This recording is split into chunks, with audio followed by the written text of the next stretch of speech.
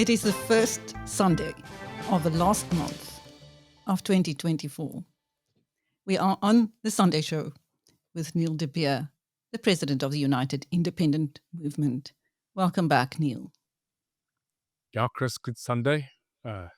Feels a bit empty not being able to congratulate a national team, but I think there's many games still to come. But a great Sunday. Unbelievable that we are on the 1st of December and we are nearly at the end. It feels like you and I have been doing this for ages. And Chris, may I say, second week now in the running of more than 100,000 views a week. I just wanted to say thank you to everybody, every comment. We can't get to it, but 100,000 a week now. This little show really proving itself to be a medicine of truth, a matter of fun, and something which our people are looking forward to. So to them, I just wanted to say thank you so much. And we won't stop, Chris, in actual fact. Probably you will announce at the end of the show a surprise of what's happening in shows to come. But it's always a massive humbling matter to see the response. And thank you for giving me the opportunity and the people to listen. That's as good Thank as a you. Springbok score. Neil, it is also the first anniversary of former President Jacob Zuma's MK party. Now, the critics are saying their political agenda is one of avoiding criminal responsibility and getting back into power so that they can loot again, this time under the guise of radical economic transformation. What do you say? Yeah, why change something that's not broken? I mean, Chris, the mutation, and I'm bloody well not going to say happy birthday, Samur. I am very clear. The absolute structure, the build up to the MK party has come long before this year. So I refute the fact that it's a 1-year celebration. This has been long in coming. But Jacob Delislehle, Umsholozi Zuma, must not be heralded as the brain behind this. Because there's a far bigger picture lying behind the ambient of the now camouflage uniformed members of parliament. Hulle sit agter potte en groenteblikkies. This is something bigger than. There's a bigger plan than we know. Some of it is obvious. Some of it is being placed on the table and being shown to us. But very, very, very strategic. They let a couple of people go out of parliament and up till date. Interesting, Chris, there's more than 10 seats not filled yet again after they removed and purged the previous one. So one can only wonder, for whom are those seats destined? Being And we kept can warm. clearly see, oh yeah, I'm being kept very warm. And one interesting thing, Chris, that I've noted, and you've probably seen it, it is, let's say, 2 years still to go before the 2026 local government election. I predict it would be July, August 2026. They're campaigning. They have hit the campaign trail like it is 3 months before elections. Because this party is undoubtedly hungry, obsessive, strategic, very well funded, and without a doubt, filled with strategy. And they are marching on. The rest of us are canoeing, getting stuff to still settle just to understand what is the canoe in a vision, who's on the canoe, who's fighting the canoe. And they are already campaigning for 2026. And this is the thing that makes a person sit back and go, are we really ready? Are we really on par with what this party, with all its might, is doing?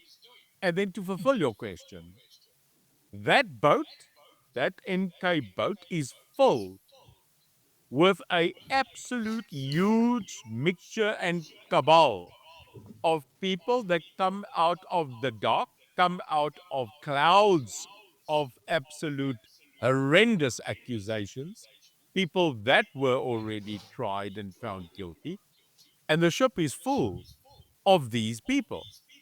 So if you look what I said previously, the strategy of number one, getting someone that is a constitutional legal specialist like Shlope to understand the law and to attack the constitution continually, to get a person that will settle the structures nationally, Floyd Shivambu, and to ensure that it understands the economic intricacy of all SOEs and state departments, the Brian Malefes of the world. Then what they do is they need to have a sporadic group of radicals that sit there and attack people radically, and they to conform them all for a strategic takeover of government. This is becoming more and more a reality, and I fear our opposition is not geared for it. Quite. And the EFF, the Economic Freedom Fighters, are feeling the power of MK. They suffered another high profile defection of an MP in the past week, Neil. But at the same time, it launched its Concord bid to try and hold President Cyril Ramaphosa accountable for the dollars stuffed in his couch. The president, who is now also becoming known as the couch potato president for his lack of action. Do you think this will breathe new life into the EFF, or is it doomed to become a one-man party because of MKP? Chris, I don't think it has ever not been a one-man party. I think people must look past the facade of Juju, and they've got to look at Julius Malema directly and understand he is a dictator. That is it. He allows people to act in his court as the court jesters, and, one by one they are leaving. If they are not leaving, it's the paycheck. But they have to get something called relevance, Chris. Now, let me explain. I've not been an astute politician. I've been in politics actively now for 3 years, but I take a lot of info very quickly. I suck it up like you can't believe. And no Kirby can stand my integrated ideology once I focus on it. So I can regurgitate it in the simple fashion of the following. Every political party, every politician needs to remain relevant. If they lose relevancy, their time is gone. Now let us look at the EFF's stages and phases of relevance. When they burst onto the scene, it was the ex-youth leader of the ANC challenging the establishment, basically being thrown out of Lutuli House, him and a couple of cohorts, Floyd and Ndlozi, all leaving, and starting this new party, which actually was the capture of the youth league of the ANC that made them relevant. The fact that they were rebels. They then had to mutate and find a cause. Their cause, plain and simply, was RET, land, nationalization. That was the scream. That gave them power. And the youth of those days followed him because they said, yes, the ANC is starting to become mediocre. This is the new revolution.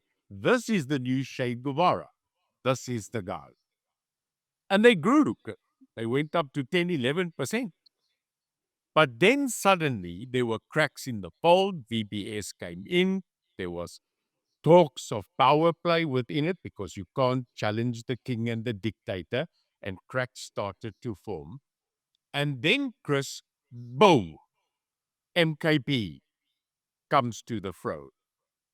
And strategically, the MK party takes the total ideology of the EFF away from them and now becomes the new revolutionary party.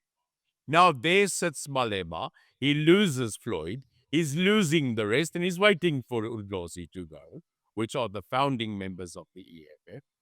And now he has to choose a new target. He has to become relevant because his marches aren't, his RET isn't, his people are leaving him. What does he choose? Well, he now focuses on what we call our own Watergate. It's Ramagate, the Phala Phala issue. So Ramagate, donors of butter, that now comes to the fore. And what does he do? He says, no, he and ATM, where ATM, good word for a party, eh? ATM. They decide that the Constitutional Court, the apex court of South Africa, is now their new bastion to become relevant. So they go to court, Chris, and they say that the vote that was taken in the National Assembly, I'm just making complexity simple, at moed, alles makkelijker.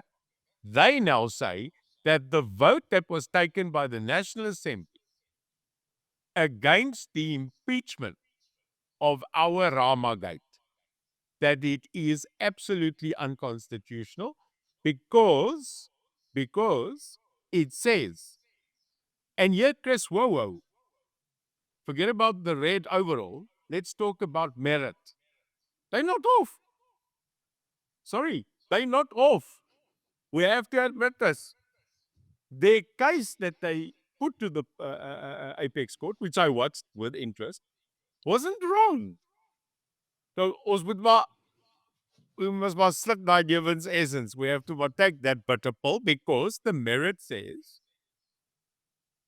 how can a report of a judicial commission that comes back and says clearly that Rama has a case to answer? That was the outcome of the global inquest. It says that there is absolutely prima facie evidence that the president of this country flaunted the law. That's clear. It then goes to Parliament, and through a process of politics, Parliament rejects that there must be a further commission now of inquiry. And what they're saying in court, this is a travesty of justice to the rights of the people of South Africa getting justice. That's their case. That's what they put on the floor. Chris, now, sorry, take the red barons away. As a citizen, we have to now sit and go, yeah, that's true. No matter the law, the sub judice, the de facto, and the prima facie, leave the Latin out. Citizen X, ek en sy, you and me. I agree. I absolutely agree that we, the people, must have the absolute clear comfort that if a president has committed a felony, a crime against government and the Constitution, that he, as per the preamble of the Constitution, is equal to the law. Is equal to the law. No one may be above or under the law, Chris. We are equal to the law. Jy en ek. So Rama, jy ook. You too. You must be equal to the law. So therefore, this case, although now making the guys in red prominent, it actually satisfies me because I and you shared that opinion.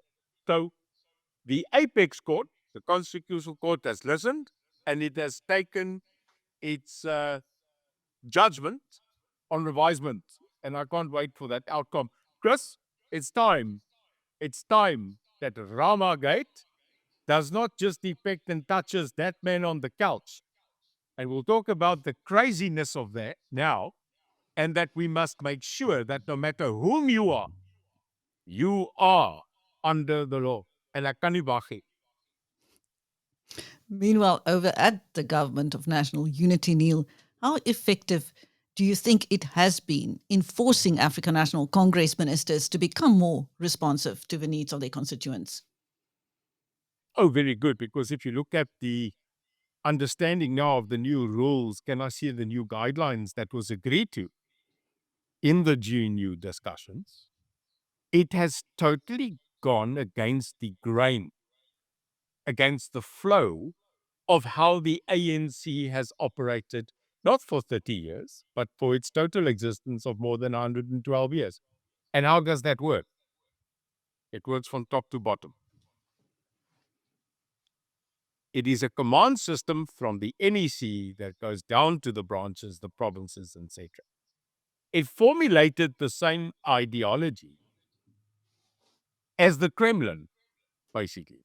Because if you look at our system, we are still based in the ANC according to what the communists and the working class Pusatu and the people that are from that era. So it works on an NEC collective basis system and then spreads down the command. In other words, that word called cadre deployment. You are deployed. And where you are deployed, you will work according to what the ANC says. And that's how they functioned in cabinet. The president's the president. He gives the direction.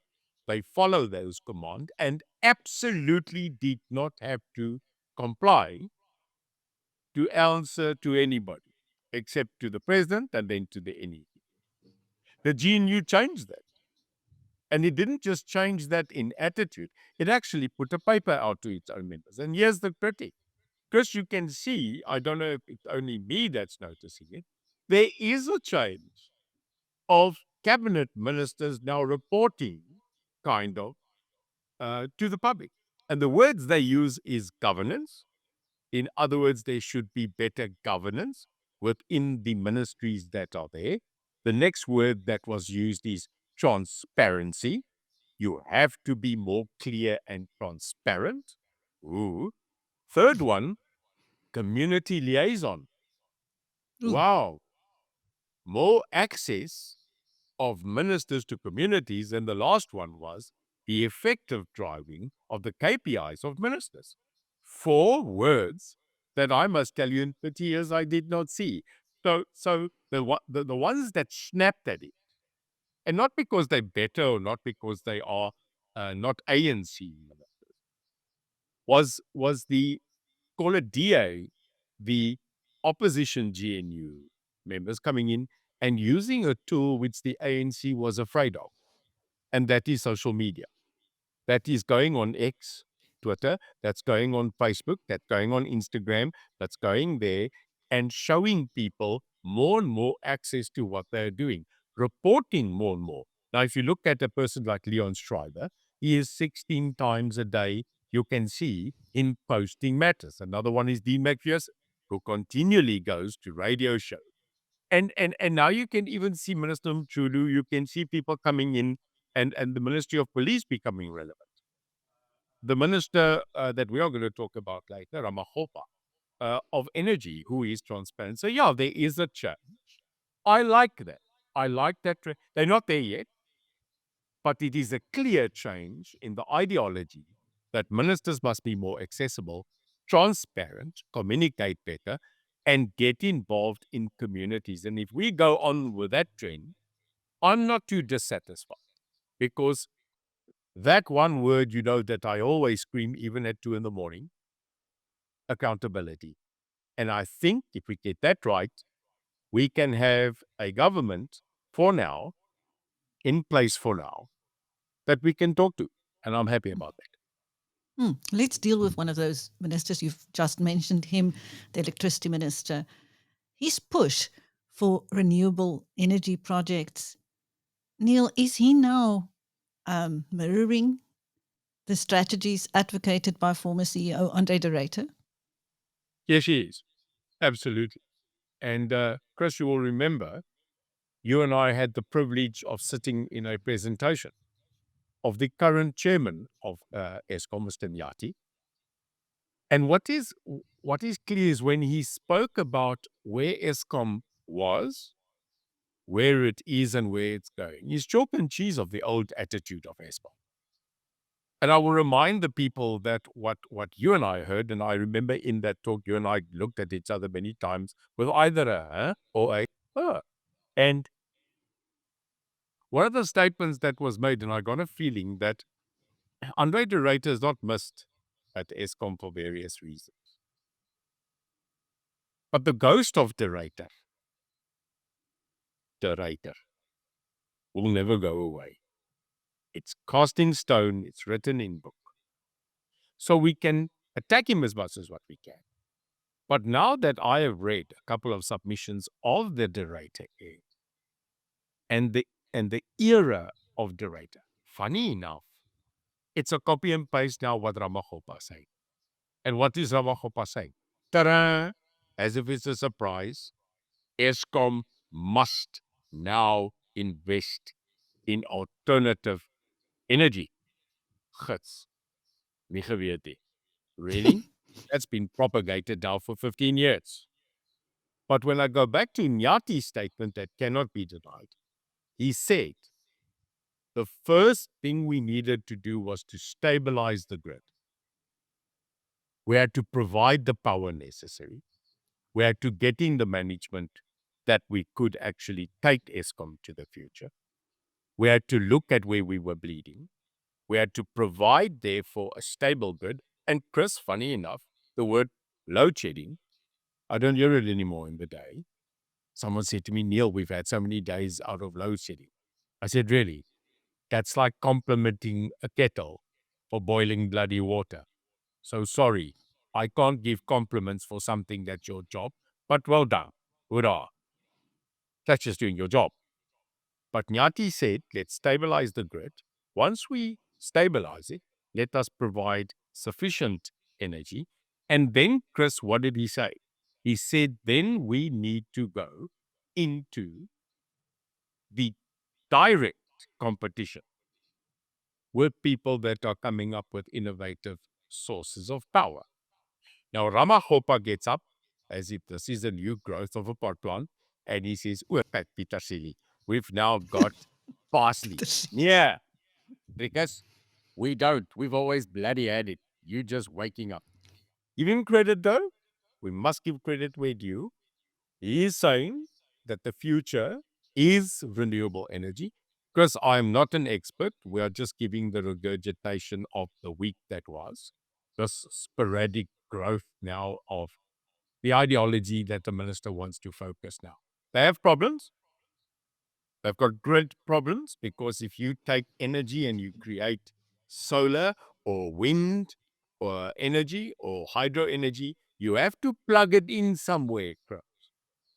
And apparently on the analysis is what I've got last week, and you and I got it, there's a grid problem. They have to capacitate it. Secondly, and I laugh in this one document segment, it said that there was a fear that renewable energy was driven by white minority capital. This is in the document. And I said to myself, yes, sir, ek geweet die wittes besit die son, die water en die wind en die krag nie, ne? We are a mighty group of people. What a lot of rubbish. You see, Chris, this is the scenario that you could racialize even power. Now, this is an inept problem in this country, that if we find a problem, the last degree card that you pull out is race. Ag, hou nou op, man. You know, we get criticized in this program sometimes when we say we just criticize the black minister. We just criticize the black this. Neil, you must understand that. Did you forget you were in the ANC? Hey, it's not about the color of your skin. It's got absolutely nothing to do with the pigmentation of your skin. It's got to do with competency. It's got to do about relevance. I don't want to shock the people. We might lose people right now, never coming back to this show again. But I'm going to make a statement. Hier kom hy. Vat hom. Not every bloody thing on earth is black and white. Not every bloody argument on earth is black and white. Not every disagreement on earth is black and white. Not every attitude is black and white. Not every indefensible mistake is black and white. It's human. You're a human. I pray the day that one day we will have an argument, an intellectual one, where race is not the argument, but the validity of your bloody point. And that's the problem, Chris. Until we can't move away from the past and agree that we have a hurt past, but a beautiful future. And don't drag race into solar power. It's just not going to happen. So yeah, I'm absolutely happy that we are steering into the possibility that the old coal driven power plants and the nuclear substance and all that, which I'm not an expert, is going to come to the front to make sure that we have access capacity power, because access capacity power can rejuvenate industry in this country. And boy, do we need a rejuvenation of jobs in this country via industry. And I pray for that day. Neil, talking about industry, the Vodacom-Remgro merger controversy and the DTIC minister's unusual appeal against the Competition Tribunal's rejection of it. How do you interpret that? 12 chameleons on 16 smarty boxes and they don't know what color to go. Yo, mense. I mean, what a combination, firstly, of people. You've got Vodacom, which we can't deny is a bullish, huge company within the fold of this country's iconic. You've got Remgro, backed by the Ruperts. Remgro, also quite a substantial company. You then have Remgro, who has an interest in a company called Massive, M-A-Z-I-V, Massive, and they are connected to two other entities that provide fiber, that provide connectivity. Now, Chris, I think you and I are one of the multitude of people in this country that always debate two things. Many a time when we go off the show, I have to sit with you to wait for this program to load. And that gives us our joke moment when me and you can skinner and talk about everybody off record.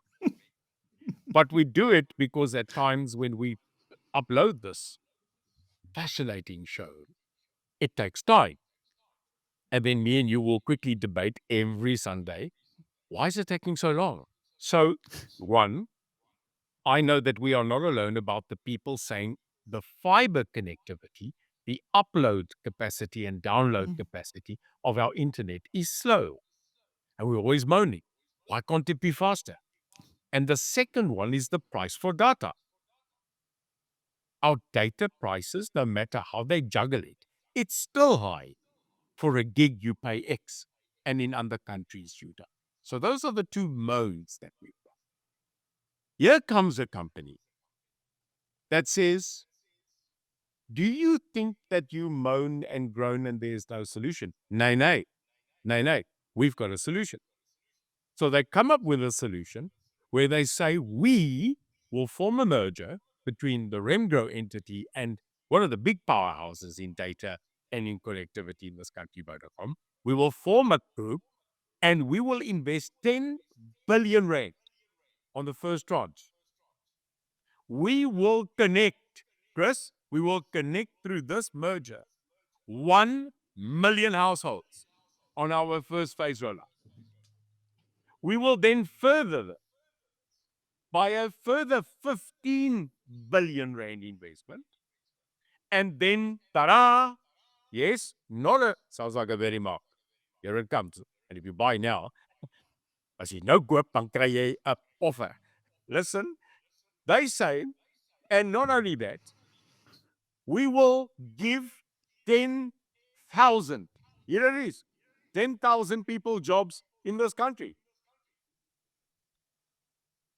Better fiber, quicker fiber, cheaper connectivity, 25 billion investment in infrastructure, and 10,000 jobs. Hold on. Hold on. Hey, Doff, grab it, take it. And then comes the Competitions Tribunal. No. No. No. No. No. No. No. No. We are not going to do this and we're not going to allow it. I bet you everybody in Remgro and Vodacom at the same time went, huh? We're giving you all of this and you say no. Chris, then the Competition Tribunal says the reason why is if you and Remgro do this, you will just stifle the competition. You will inhibit all the other companies from doing what you're doing. Ja.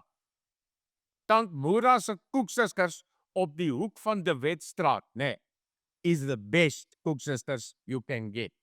Now, then I'm very sorry for Tannie Annetjie, Sofia en Tannie Martha. Julle koeksisters is nie so goed soos jy daai nie. So now she must be stopped from making koeksisters. That is to the infinity. That's ridiculous. So now, shocker. Enter the room. This is like Macbeth. Enter the room, Department of Trade and Industry. And Minister Patel goes, are you mad? So the expected minister who we thought would go with the Competitions Tribunal, because they normally do, because they stifle business, control business. No, Patel goes, I agree with Remgro and Vodacom. I will now, as DTIC, appeal. Ja, kom nog een, nog een appeal. We will appeal with you against the Competitions Tribunal. Just this is another circus. Am I the only one with you that says, how can you, no matter what, stand back and not allow Citizen X to get the benefit? It doesn't matter how big they are. It doesn't matter what it will bring into the industry. Well, I'm sorry. Kelsey, MTN, lag julle gat. Then you get out. You go get yourself a partner.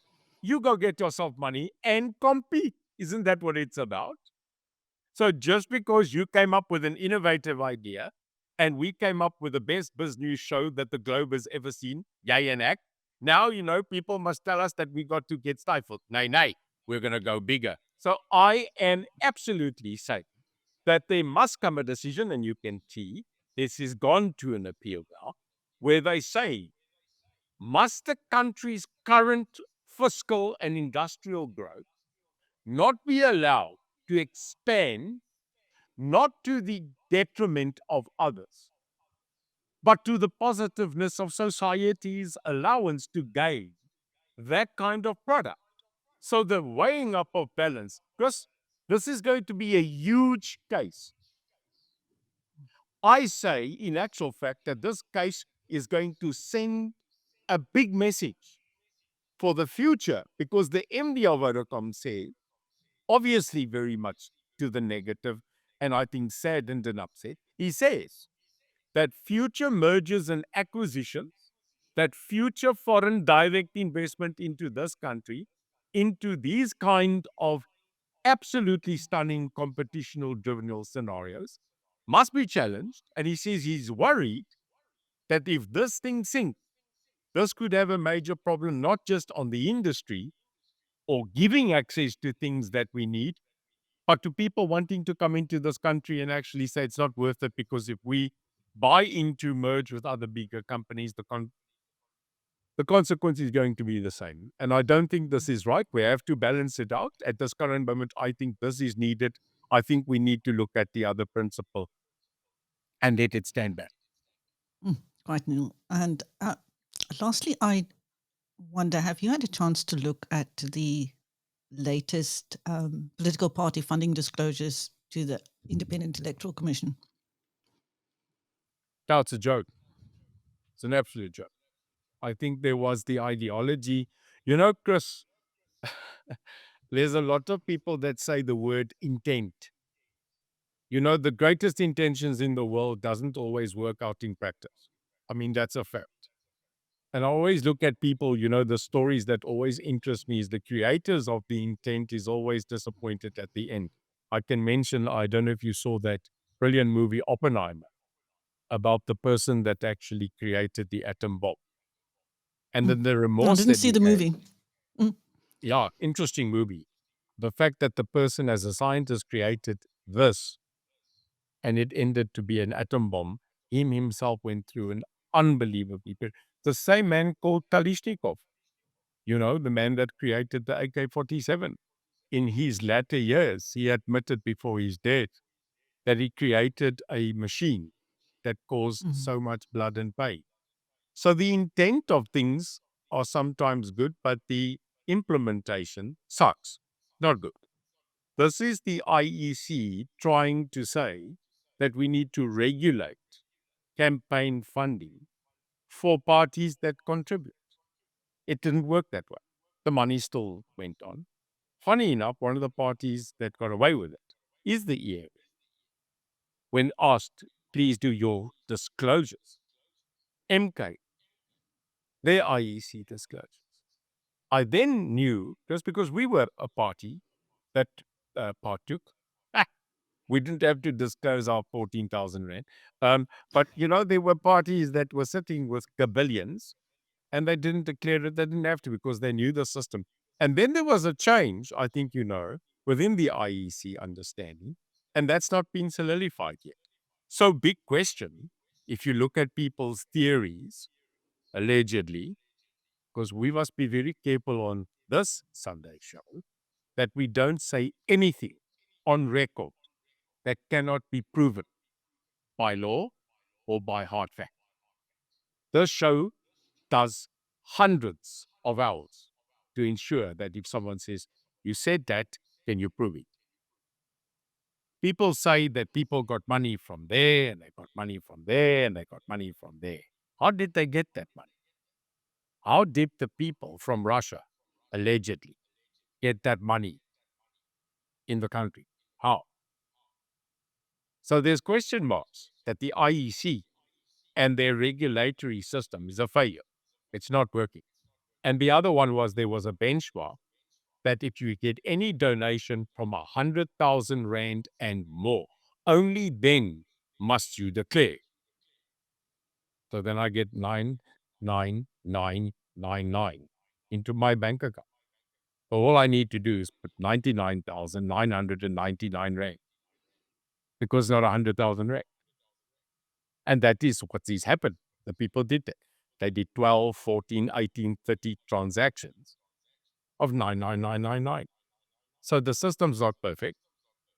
But even if it is, people will still find dubious way to fund parties. And because this is worry.